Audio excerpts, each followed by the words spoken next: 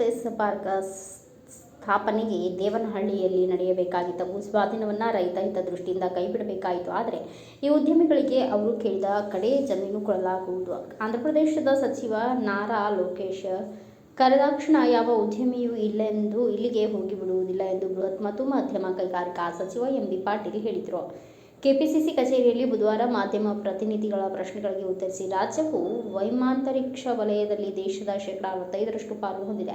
ಜಾಗತಿಕ ಮಟ್ಟದಲ್ಲಿ ನಮ್ಮದು 3ನೇ ಅತ್ಯುತ್ತಮ ಕಾರ್ಯ ಪರಿಸರವಾಗಿದೆ. ಉದ್ಯಮಿಗಳಿಗೆ ಭೂಮಿ ಕೊಟ್ಟ ಮಾತ್ರಕ್ಕೆ ಅವು ಅಲ್ಲಿಗೆ ಹೋಗುವುದಿಲ್ಲ ಎಂದರು.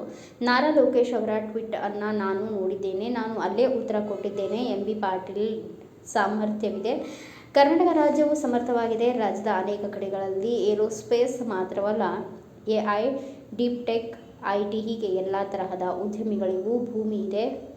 ಒಬ್ಬ ಉದ್ಯಮಿಯು ಕರ್ನಾಟಕದಿಂದ ಹೊರಹೋಗಲು ನಾನು ಬಿಡುವುದಿಲ್ಲ ಎಂದು ವಿಶ್ವಾಸ ವ್ಯಕ್ತಪಡಿಸಿದರು.